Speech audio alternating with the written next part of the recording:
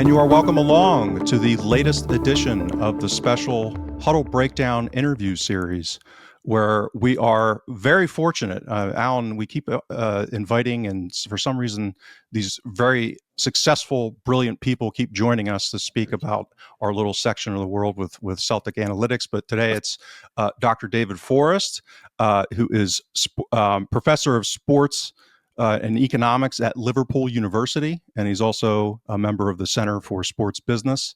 Has a long, lots of published work on various topics related to sports economics, expert on gambling topics. So we're going to query him on all kinds of related topics to Scottish football and broader in sport. Welcome, Dr. Forrest. If you could get our audience maybe a little bit of a deeper introduction for those that aren't familiar with your work and your background. Well, I trained as an economist and somehow drifted into studying sport at the end of last century. So I've been about 25 years on that topic and have covered quite a wide range of issues relating to sport. And a little later, I again accidentally drifted into studying gambling behavior, which I find fascinating. And I suppose I was fortunate to be someone who considered both of those things. In academic life, they're generally different specialisms. But for example, that put me in a good place to get very involved in helping sports, both the sports governing bodies and the player unions tackle match fixing issues, because I had previous background in both sport and the study of gambling markets. So you mentioned you kind of fell into the sport domain. What was your background growing up? Were you someone who was actively involved in sport, or was sports kind of just something that happened and you weren't all that involved? So, because there's a difference between someone who was a sports fanatic growing up, who was an economics person that fell into it, versus someone who had no interest in sport that ends up with this kind of career that you've had. Well, I have to make a confession to your audience, which is I'm not really a fan of football. I live very close to the Liverpool Stadium, and I'm very conscious of the nuisance it causes on match days. And the difficulty I have getting home from the office when there's a European match on and the roads are paralysed and the buses are full. In sport, my main passion is cricket. Not so much fandom as playing. Even at my ancient age, I'm still trying my leg spin. Excellent leg spin, brilliant. Well, and that's just, again, a topic that we talk about semi-regularly is the importance of, from an analytics perspective, the importance of outside voices and different heuristics, heterodox thinking. People that come at football, for example, with background in analytics from other sports that don't have all of the kind of cultural biases and ingrained aspects that create these cognitive fallacies, et cetera. So I think it's great that you come at it from this perspective, because it's easier to be objective when you don't have skin in the game, as they say, as a supporter, and in that regard. So, Alan, why don't you kick it off with the first question then? Yeah, sure. So this is, I think we'll set off with a kind of very high level, almost philosophical question, because I think this might underpin quite a lot of what we discuss. My experience of economics is very limited. It was part of my business masters, but just to get the ball rolling, then, what if I pose the question? Does economics and ethics make very bad bedfellows? Discuss what would be your view on that. I suppose economists don't think much about ethics. That we try to understand people's behavior, which may be ethical or not. And a lot of what I've been involved in, the behavior of some of the actors is far from ethical.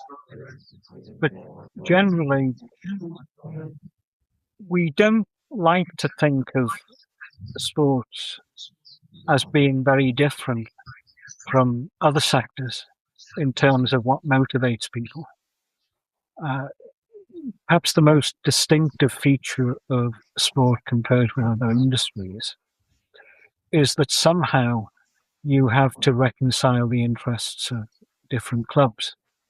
Because if you're in one particular industry, like soft drinks, then if you do well, as Coca-Cola, for example, then you're taking market away from Pepsi-Cola and you're winning. But in sport, your goal might be to deliver a winning machine, but perhaps then you'll have no one left to play with. Because if you have one all-powerful club, then the other clubs might give such poor contests that even the club with lots of resources will fail to attract interest of the public. So, in a sense, the other clubs are both your competitors, but they're also your collaborators in producing a sporting product. And I suppose that's what economists see as most distinctive about the sports industry compared with other sectors. There's also perhaps a greater presence of people in the sector who have an ownership stake, but who are not motivated as much by profit maximization as people in other industries, in that they value sporting success for its own sake, which is one reason why football clubs always and everywhere seem to persistently fail to make profits, no matter how popular the product. Because any revenue increase they receive, they want success, so they go out and they spend the money. So they're always spending whatever revenue they get. Now, this sort of thinking about sport we call in economics the European model of sport, because American sport is organized in a completely different way, is definitely profit maximizing and sets rules where the clubs act as a cartel which is trying to maximize the profit of the whole group. Whereas in European sport, you've got clubs which are genuinely interested in success.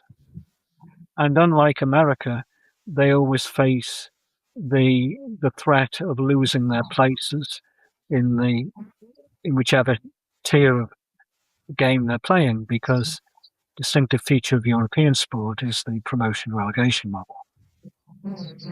No doubt. Well, so I this is a great avenue for query, because I have a lot of thoughts on that, because it's interesting in the sense that, because I agree with the premise of everything you just laid out. I mean, I think those are like objective truth. But the reality that's occurred because of the introduction of just the massive scale of media money that's come into European football in particular. Let's just use football because that's the domain that, we're directly related to. It's like the old dictum that unregulated capitalism ends up not in capitalism, and ends up in either monopoly or oligopoly as the levers of power get, kind of pushed. And then you don't get competition. You don't get the free market. You get kind of skew. And the irony is that I think is that the so-called American capitalist system We hope you enjoyed this free preview from all of us here at the Huddle Breakdown. We know you have options and we really appreciate you tuning in. To hear the rest of this episode and for much more Huddle Breakdown content, head on over to www.huddlebreakdown.com. We hope you consider subscribing. Thank you.